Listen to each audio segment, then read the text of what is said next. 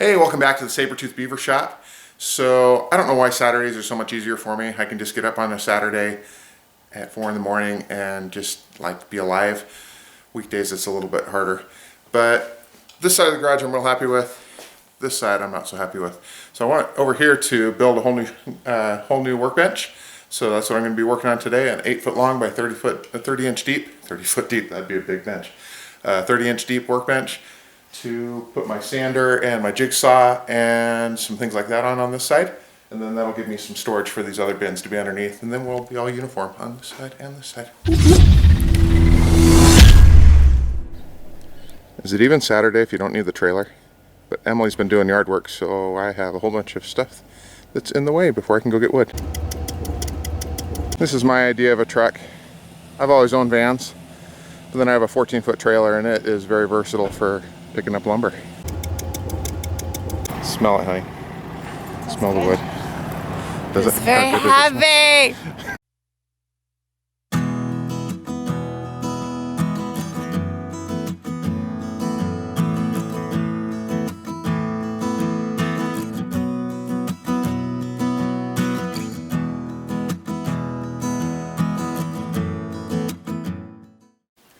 So these two benches are 7 feet long each, and I put 4x4s in the corners.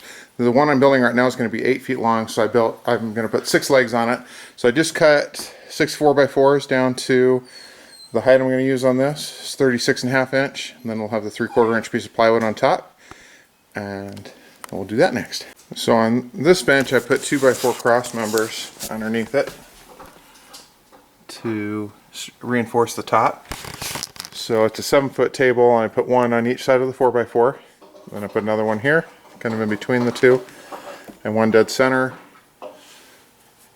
one here, and then two on both sides of the 4x4. So on the one I'm doing right now, it's going to have another 4x4 leg right here, so I'm going to straddle it with that. So these are 20. So this is a 30-inch deep bench.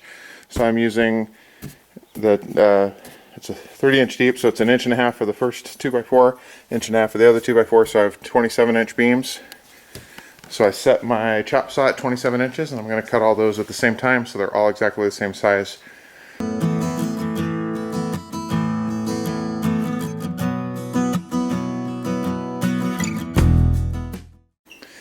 After my first couple cuts, I'm just making sure I set them down so I can double check, and that's right where I want it to be, so I'm real happy with those cuts. So I'm going to cut all the rest of them. I need 18 of these, so I don't want to make 18 mistakes.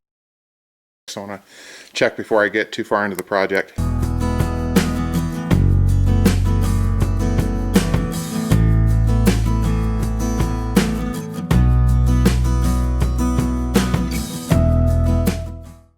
Don't you just hate those dang splinters that you just can't find? You know there was one in there, but you can't find it, even with a magnifying glass? Oh, those drive me crazy.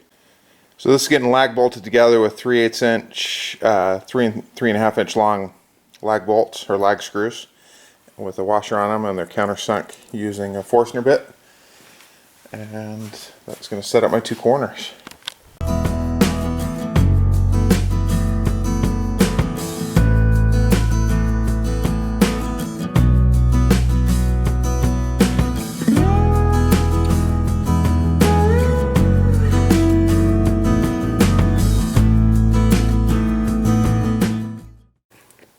So we're shooting to have this be 1 benny tall, but it turns out that the bin happens to be about that same size, so that works out really well. But we wanted to make this so we could store bins underneath this instead of having that be wasted space. And then that leaves enough space above the bottom shelf to stack 2 of these gray bins, or 1 taller bin. Let's see here. Well, we've got one side done. Now to build this side.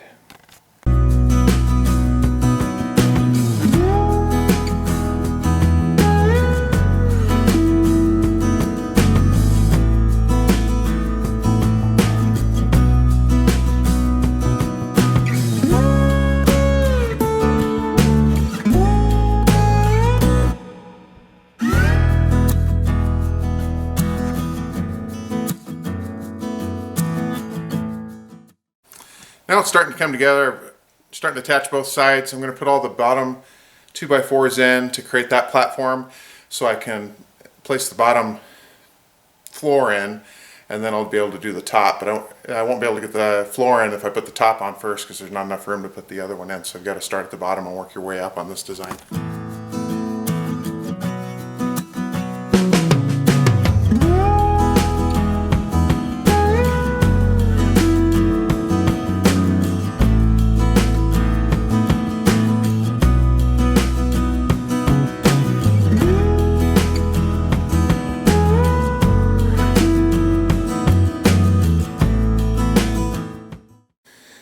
Alright, so I got all the cross beams put in for the floor level, and I weigh 300 pounds and I'm standing on this thing and it's not flexing at all.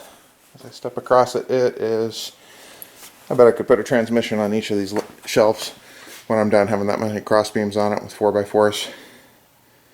So my main reason for reinforcing it so much is that's going to be in the middle of my garage, and sometimes I have to get up high to grab something, so now I don't have to worry if I step on that I'm going to snap anything.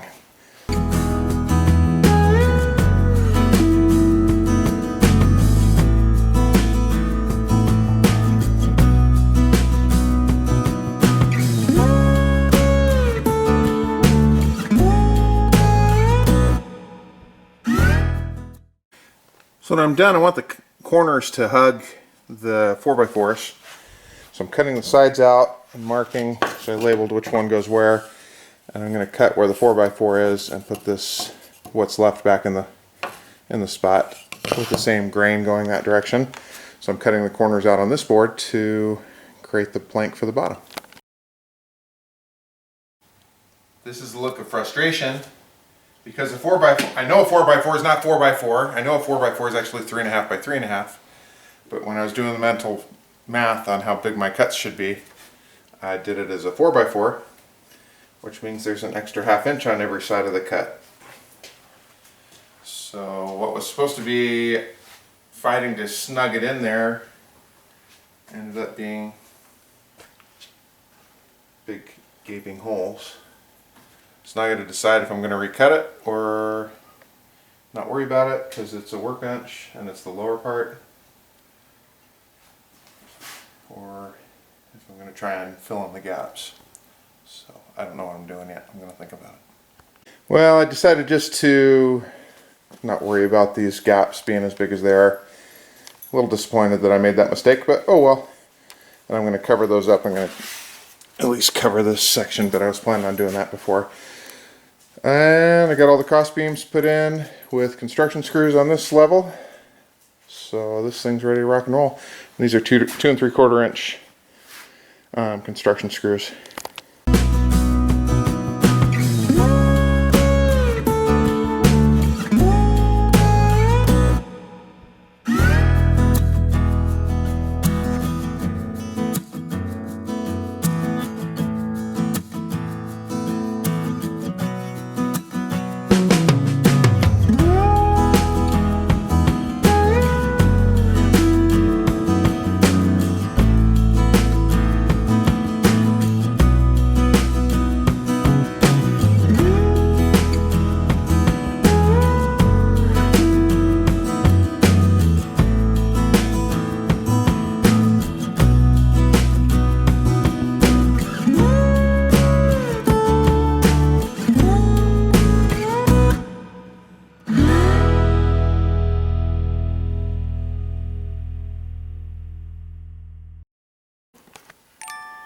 Somebody's laying in the sawdust.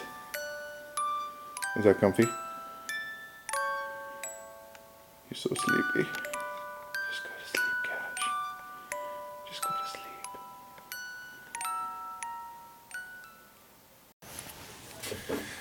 So I'm using a sponge brush to put down some Ipswich pine varathane stain.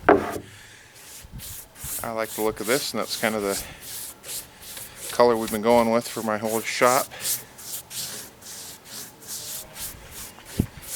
Once we get all this on, I'll let it dry, and then we can get everything on that part of the garage loaded up onto it. I had my kids drag this outside onto my driveway and onto the grass, and we threw a coat of Ipswich pine varathane stain on it just to give it a little bit of waterproofing. Then we drug it back in here after it dried and put it in place and loaded it up.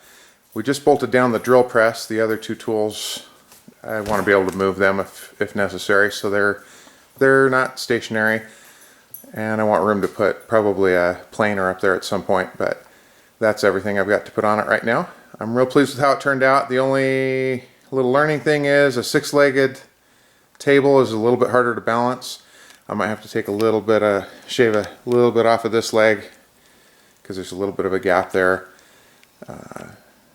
We'll see. It's pretty darn stable as it is. I put a little bit of a shim on one side.